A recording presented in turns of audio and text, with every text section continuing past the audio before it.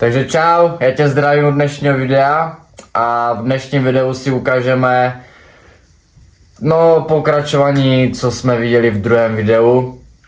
Takže nebude to asi úplně dlouhé video, si myslím, ale bohužel já vůbec nestíhám. Časově to je teďka úplně, víte kde? No, to je jedno, takže v tomhle videu si ukážeme něco ještě z přípravy Castle a v dalším videu si ukážeme vlastně, jak už to budeme lakovat, budeme stavět vnitřek auta, jo, takže sedačky budeme měnit, blbosti, koberce tam budeme dávat, jo, takže v dnešním videu si ukážeme jenom také to pokračování druhého videa, ať se máte aspoň na něco dívat a jak budu trošku víc stíhat a budu zase ready, tak se do toho pustíme obrovským, ale velkým a pereme šlupky pecky, takže jdeme na to! Tak, máme druhou vrstvu kitu, už jemného, ale tady se ještě to musím trošku pověnovat, není to úplně to top strop. No a tady už nám to chytá krásně, takže to ještě potom hezky zabrousíme, hezky to ještě zarovnáme celé a uvidíme, jestli tam bude nějaký důlek nebo ne, no. Protože tady ta strana, no jako tady ta strana, dejme tomu v pohodě, ale ta druhá, já si vezmu světlo. Ale ta druhá, to bude tady ta strana je v takže to bude horší tady. No, takže uvidíme. Tak, začal jsem už brousit celé auto. To ještě potom vezmu s tím kitem. Nevím, jestli ještě bude chtít tady překitovat, tuším ještě, ale už jsem začal brousit autíčko.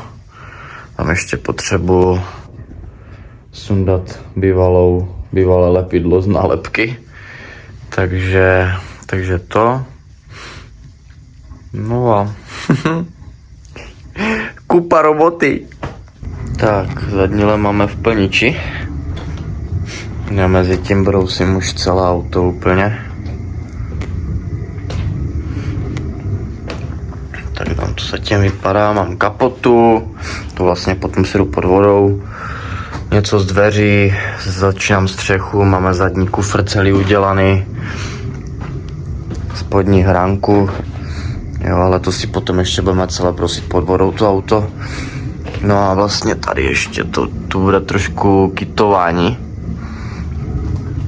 No ale pokročili jsme fest. Takže tak no. Takže já si jdu dále hrát a uvidíme, jak to potom dopadne celé.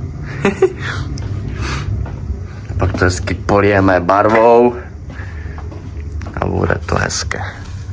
Práce dost, takže jdeme na to.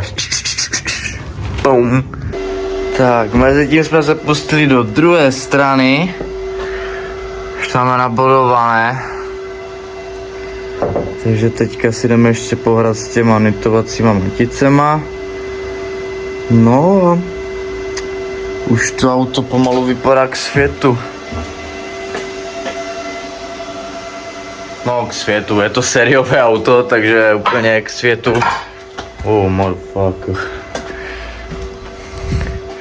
Jo, takže jako nevypadá to vůbec špatně. To jak se vedle tebe postaví na semaforu, si řekneš more, nějaká 316 tam, choďte okay. Tak, momentálně jsem ještě na předku, protože se mi nepodařilo to nějak fakt hezky nějak vytáhnout, protože ten blatník byl někde asi pocať a já jsem to rozšířil o 2,5 cm skrz toho, že jsem vytáhnul vlastně ten plech úplně zamačknutý zatím. Tady ten plech vlastně, co je tak seříznutý. No, jako teď jsem to tak kytnul a nevypadá to vůbec zle, no. tam jako nějaká fogička nebo tak, ale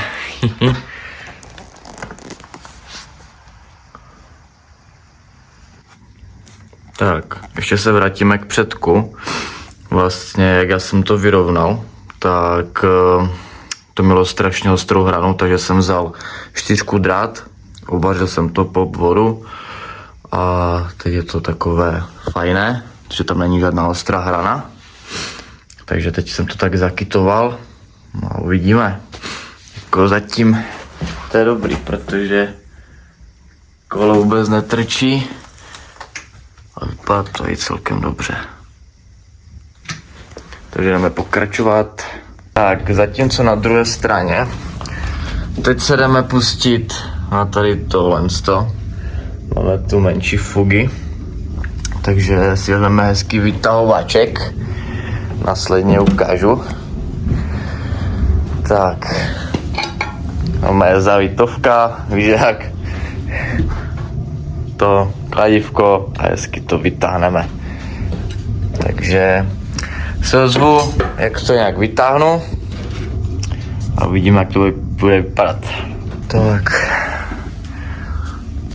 trošku jsme to vyrovnali, trošku jsme to už kytli. No, takže tam už není úplně dírák do prdele. No, takže teďka to necháme schnout. Zajdeme si asi na druhé auto odmontovat přední blatník spolujezdcův a vlastně půjdeme sundat pandem, sundáme celý ten blatník a zase půjdeme dělat přední stranu. Tak, druhý přední blatník máme namontovaný a dívejme se.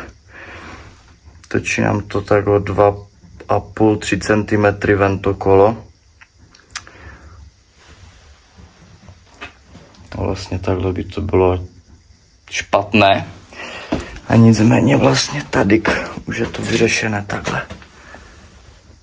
Jo, že to krásně. Máme tu, že byl se mi telefon.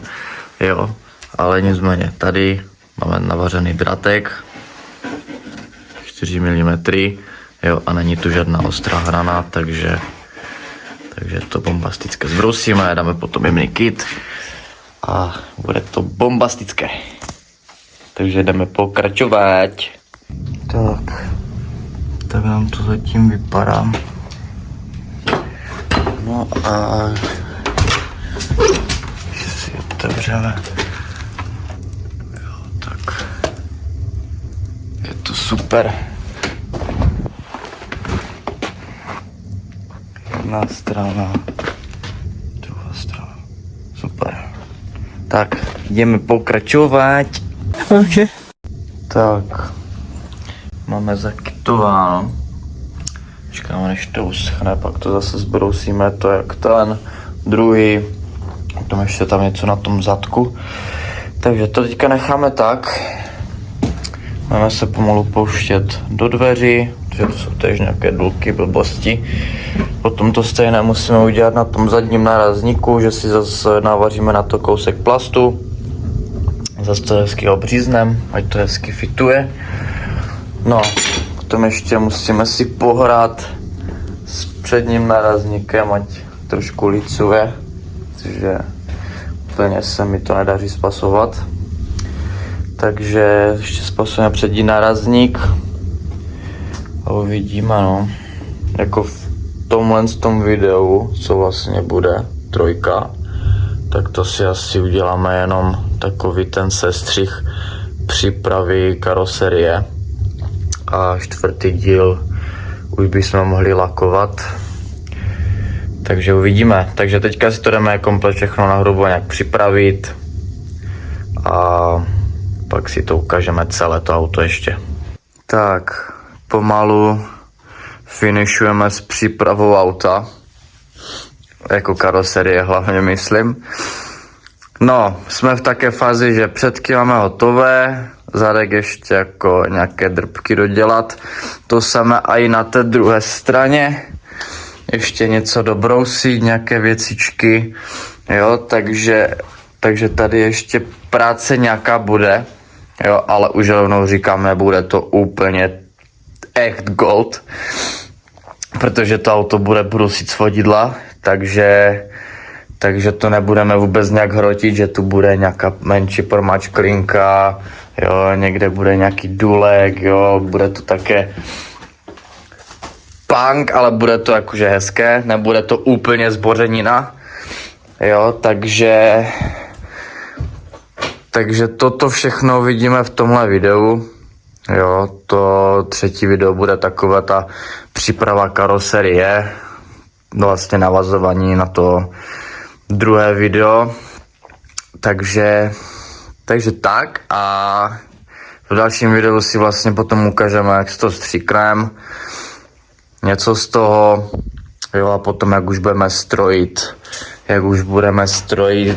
i vnitřek, budeme tam dávat ty sedačky, koberce, blbosti, jo, tak to si ukážeme už v dalším videu a už jak už budeme s tím trošku hýbat, jo, takže v tomhle videu si ukážeme čistě totok a na budouce budeme pokračovat s lákem, zestavení vnitřku a také serepetičky. Takže děkuji ti za slednutí dnešního videa a uvidíme se u dalšího. Čist! Tak, aby to nebylo všechno, tak jsem měl z dílny a celkem začalo fujat. Takže si do tady tohle z toho videa hodíme takovou třešničku na dort. Tak jsme vytáhli naše dělníky. Tasovitek! Perfekta. Co jdeme dělat? Nevím, no jak bych to nazval. Tak tam píšu nějaký interkontakt, kufru. Nějaké pičoviny, no. Tak nám řekni aspoň, co máš, ne? To je pičovina, OK. Já nevím, jednak dělina, asi nevím, co to je. Mocný kompakt. Za 20,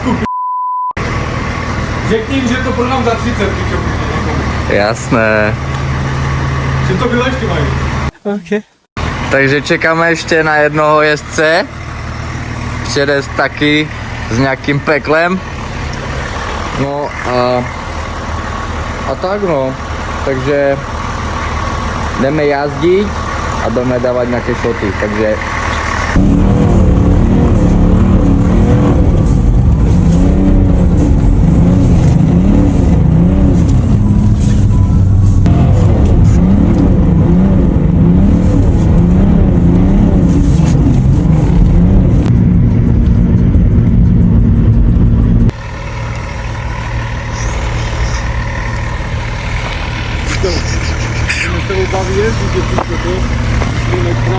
že co?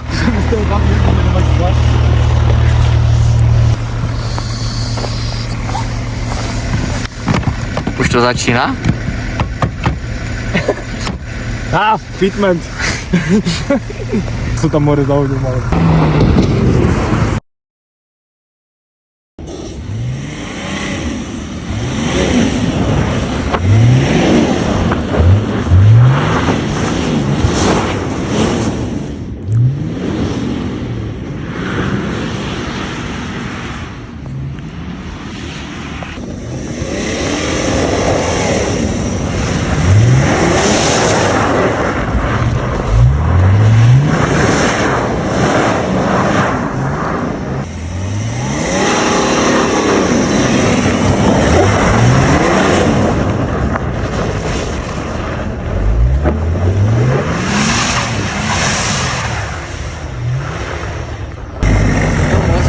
Kámo. Ale k tomu řekneš?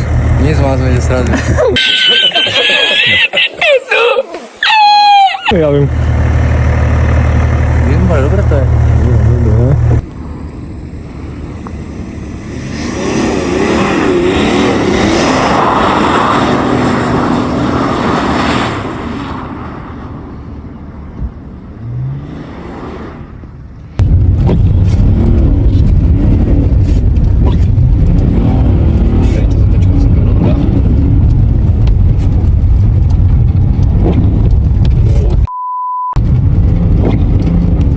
Bacha.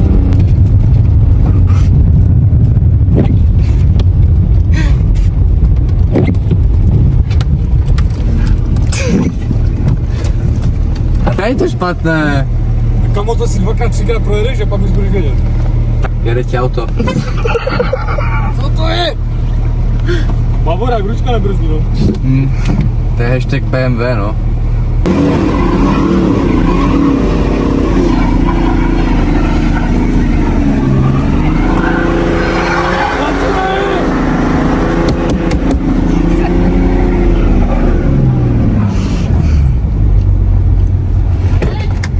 Jedu!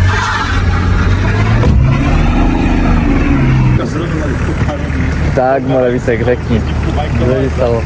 To, co jste říkali. Takže, trošku, no. takže je to také zajímavé, je to také nevyspytatelné hlavně, takže neskoušejte to doma. Nic pro amatéry. Já to prodám ještě. Jo, Celé štěka.